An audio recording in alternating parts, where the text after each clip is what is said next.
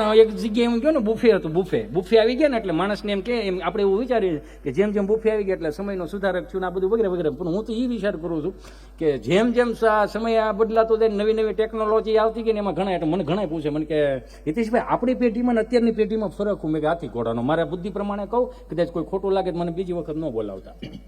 એ જ કહી શકું ને, બીજું હું કહું. બાકી એ તો પછી ત્રણ ટાણાનું તો ઓલો લખવાવાળો બેઠો છે, બીજું શું થવાનું?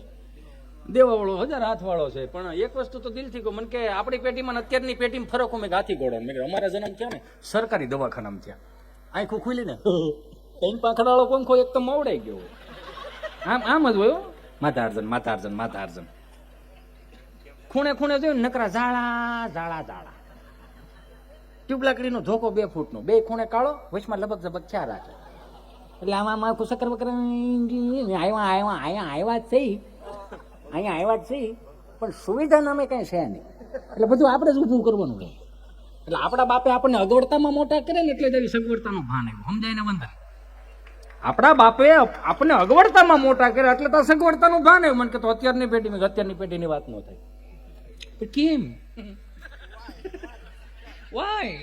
મેં કીધું અત્યારની પેઢી છે ને ગર્ભ શ્રીમંતો, વીઆઈપી દવાખાનામાં એના જન્મ થાય, ડબલ વીઆઈપી એનો રૂમ હોય, આંખું ખોલે એટલે સીધું સેન્ટર એસી હો, સીધું ફૂંકું જ મારે, ટાટી ફૂંકું મારે હો. 42 ઇંચનું ટીવી હોય, 3 નર્સો તો માથે ઉભી હમું કરે રાખે, ઘડિયાળ કરીએ મામા પડતા ફેરવીને નાખે. ઇલેક્ટ્રોનિક ઘોડી આવી ગયા, કેમ કે હિસકાવા વાળા તો ઘેરે કોઈને ગમતા નથી. હવે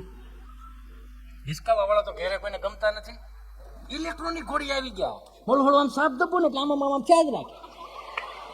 ઉલુલુલુ લાવી, પછી ઓલી પેન ડ્રાઈવ ઠૂઠું ભરે એટલે હાલડાઈ ગાય રાખે, ઉલુલુલુ લાવી લો તારો બાપ તારી લો, ઉલુલુલુ લાવી લો તારો બાપ તારી. હવે આમાં ન થાય શું થાય? અહીં 4-5 હતા ને તેની ઉપાધિ નહોતી, આ એક્શનની એની ઉપાધિ છે. કેમ કે 25 વર્ષ પહેલા કઈ પણ ભૂલ કરીને ડેલીને ખાનામાં પગ મૂકી તો બીક લાગતી. આવે ભે એટલે ભે નહીં, ભે બાપનું મોટું તો ખબર પડી જાય કેટલી વીએ હો થવાની. ભે એટલે બીક, ગૂગલનો શબ્દ નથી કે મારો દાદો મને શું કહે, બાપ મને શું કહે, કાકો મને શું કહે. આ શું કહે ની બીક હતી. અત્યારે 25 વર્ષની દીકરી 25 વર્ષના દીકરાને કઈ કહેવાતું નથી. શું કામ? આને કેવું તો શું કરશે? આ સહનશક્તિનો અભાવ આવી ગયો કે આને શું કેવું. કેમ કે અત્યારે એવું થઈ ગયું ને, અમે બે અમારું એક બ્રિટાનિયા બિસ્કિટ જેવું, આગળ પાછળ કઈ નહીં, વચમાં મલાઈ ટીંગ ટીંગ ટીડિંગ. ઉપાધિ તો થાય ને, તમે જોયા જેવું છે ને બાપુ. આ ઉપાધિ એટલે છે. એટલે 4-5 હતા એની ઉપાધિ નહોતી. સનાતન ધર્મનો આ એક પણ ભાગ છે, જોવો તો જોઈ લેજો. આપણે એક ઉપર મંડાણ માંડ્યા છે ને, એ સનાતન ધર્મનો ભાગ નથી. સમજાય ને વંદન મારા બાપ. હું કોઈને કદાચ આમ અતિશયોક્તિ લાગે તો હું બાપુ એ બાપના સાનિધ્યમાં બેઠું છું. એટલે આ પશુ પક્ષીઓને ક્યારે દવાઓ લેવી નથી પડતી, આ માણાને કેમ દવાઓ લેવી પડે પ્રજનન માટેની? સમજાય ને વંદન કરું. આપણો બાપ કઢી રોટલી ખીચડી કઢીને ખાતા ને તો સાહેબ એના દીકરા એટલે કે તમે જોવો ને તો ધુરંધરો, હવે ધુરંધર આવ્યું ફિલ્મ. એટલે આના પહેલેથી ધુરંધરો જ હતા. અરે એથી હવે આપણે 2 ધુરંધર હતી. હું વાત કરું, આ 5 ને હાસવે ને 5 દુ 10 એટલે 5 બહુ એટલે 10 થયા. 10 ને બીજા પાછા 8 છોકરા, 18 નું ટોળું હાશે. આ તો તમારે હવે આ બધી ટેકનોલોજી આવી ગઈ. બાને પૂછજો તો એ બિચારી હાહુ કેટલી ઉપાધિ કરે. ગામડામાં કોઈ હાહુ હોય ને તો મહાનગરમાં રહેનારી વહુની ઉપાધિ કરે. તરત ફોન કરે, છોકરાને ફોન તો લગાડજો, મારા બેલેન્સ પતી ગયું, તમને કહું. લગાડી દીધો, હસી લાગજો ને.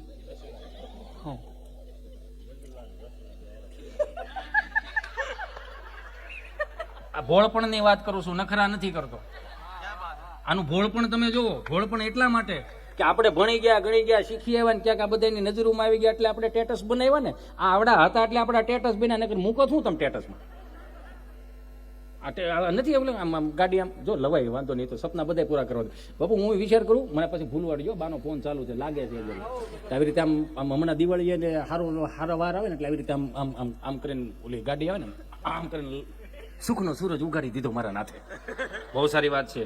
મા બાપના આશીર્વાદ ફેળ્યા, ગુરુદેવના આશીર્વાદ ફેળ્યા, બહુ સારી વાત છે. સુખનો સૂરજ ઉગાડી દીધો મારા નાથે, સારી વાત છે. મારા ભાઈ, મારા ભગવાન, મારા અન્નદાતા, મારા માલિક. પણ તમે આમ રોડે છોડો ને 120 ગાડી દો, થોડીક લાઇટ હેઠી રાખો. હું કામ? ઓલો બિચારો નાનો માણસ છે, સુઝુકી લઈને છે ને ઘેરે છોકરાઓનો ભાગ લઈને જાય છે, એનો હાથમાં ન નીકળતા. હા, આ તમે બહરાટી ઘેરે જાવ છો ને તો 2 હાથ જોડીને પ્રાર્થના કરું, એને પરિવારે વાટ જોવે. તમારી એર બેગું ખુલે, એને શું ખુલે? એટલે કાંઈ ન ખુલે. બે હાથ જોડીને પ્રાર્થના કરું સુખના સૂરજ કાયમિક માટે ઉજળા ને ઉજળા ચમકતા રાખવા હોય ને તો કોકને નાના માણસને સમજતા શીખવું પડે.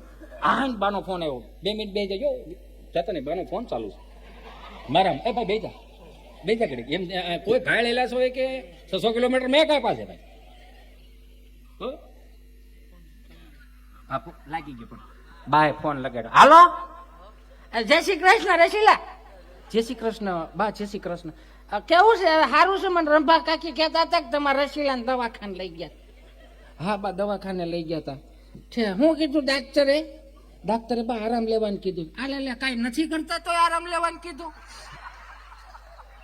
અમારે જેમ કામનો ઢોળો તો ગળે ફોં ખાઈને મરી ગયું હોય. કાંઈ વાંધો નહીં. હું આવું છું ને દિવાળીએ? ના બા, દિવાળી 15 દિવસ માટે શું આવું? 15 દિવસમાં તો તમારા દીકરાને ઓફિસો ખુલી જાય છે અને છોકરાઓને સ્કૂલો ખુલી જાય છે, તો 15 દિવસ માટે અમે ટિકિટો નથી મળતી બા. ઓહાની ટિકિટો મળે છે. આ વલ્લભ દાદા ની બધા સુરત અમદાવાદ છે આખું ટોળું આવ્યું, બસ ભરતી હતી, ફળિયું ઠલવી દેવામાં બસ ઠલવી દીધી આખી, ફળિયું ભરાઈ ગયું.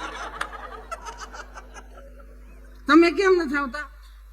પણ બા 15 દિવસ માટે શું આવતો? 15 દિવસ શું કરશો અહીંયા? એમ તો બા 15 દિવસ માટે અમે લોકો ઓફિસનો સ્ટાફ ને અમે બધા કપલમાં કુનુ મનાલી જઈએ છીએ. ઠેક નાની ટિકિટો મળી ગઈ. ઓલો હું બેગ દી કાંઈ આવે ને તો ભલે ને વાડીએ નો જાત કાંઈ ને આપણે શરત મુજબ, પણ શરત હોય, શરત સમજાય. આ બધા ન સમજાય. ભલે ને વાડીએ નો જાત કાંઈ પણ ઘેરે ખાલી એમને કચરા પોતા કરજો. બેગ દીક ભાભાને પોરો રે એને થાકોડો ઉતારવા છોકરાઓને રમાડે ને તો બેગ દીક શું છે દાદા 5 દી વધારે થોડુંક મોસમ વધારે લેવા આવો તો વાંધો ને. તો કુનું મનાલું શું કરશો? એમ તો બાઈ બરફના ગોળા ઉલાળવા ને એવું બધું હોય તો ત્યાં બરફના ગોળા ઉલાળવા એની કરતા શેઠ પાથરો લઈને ઓપનેર સુધી ઉડાળી જાવ ને. આ તમે બેન હોતો હોતી ને તમે જોવો તો ખરા. અહીંયા જો આવતા રહ્યો ને બટા તો અહીંયા આ ફળિયા તાજા ને તાજા અને હીરા ભીરા રહે ને આમાં બટા બાવળિયા થઈ જાય, ખબર નહીં પડે મારી બેટા.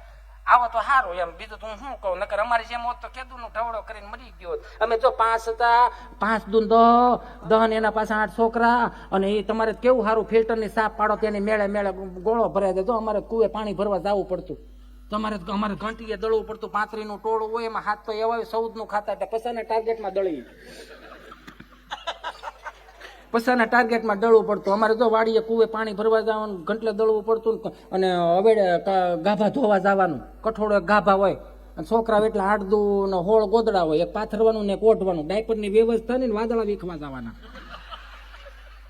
તમારે કેવું હાટું ડબ્બામાં ગોદડો ભરાય છે, ધોવાય જાય. તો એ બેટા તમને આટલી મજા જેવું નથી રહેતું તો પછી બીજું આમાં તો તમને તમારો રામ ભલો કરે કે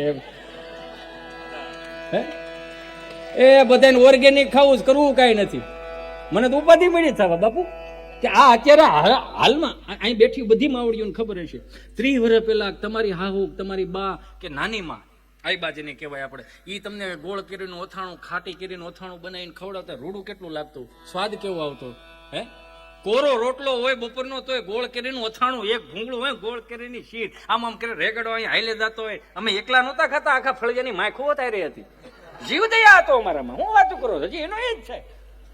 અને અત્યારે જરીક છોકરું જરીક બેટા ગંદુ કહેવાય મૂકી દે. હા હા હા તારો ઝીંટો. અને પાકો માલ ખવરે. પાકો માલ એટલે દહીં, દૂધ, ઘી, સાય, સુરમાના લાડવા, હુકડી, દૂધપાક, લાપસી, જાદરી. આ ઘી દૂધમાંથી ને એમાં બને, ઘીમાંથી બને પાકો માલ. 30 વર્ષ પહેલા અમારી બાઈએ જે તે સમયે પાકો માલ ખવડાવ્યો ને, આવો શાળો હોય ને તો સવારમાં શનિવારે નિશાળે 6 વાગે જવાનું. જેટલો પાકો માલ ખવડાવ્યો ને, પ્રાર્થના ગાતા ગાતા નકરો નાકેથી ઘાટો માલ બહુ આવ્યો. કેવો ઘાટો માલ. મંગળ માજી ખાલો દયા મયા મંગળ.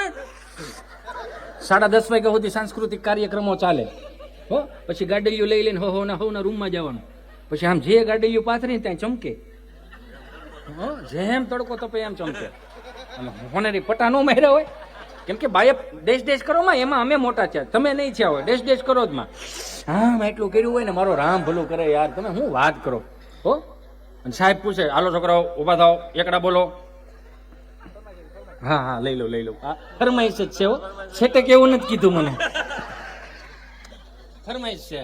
ના નકર એમાં છટકે એવું કે આવા ગાંડા કરવા સંતો બેઠા છે ને તને કઈ વિવેક છે કે નહીં? હારું, હા, અમારામાં એકમાં જ વિવેક નહીં. આ ઓલા 400 રૂપિયાની ફિલ્મ વાળા ન હોય તો કેટલા વિવેકી, કેટલું કેટલું બતાવે, કેટલું કેટલું દેખાડે, તોય ન્યા કોઈને કાંઈ નહીં દેખાય. ગુજરાતના કલાકારોને ખરેખર તમારે એને વધારવા જોઈએ કે ભારતની સંસ્કૃતિના ગીતો ને ભારતની સંતવાણીના ગીતો એને હાંચવી રાખ્યા છે, કાંઈક વાતો હાંચવી રાખી.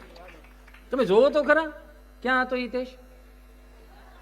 હે સીતારામ.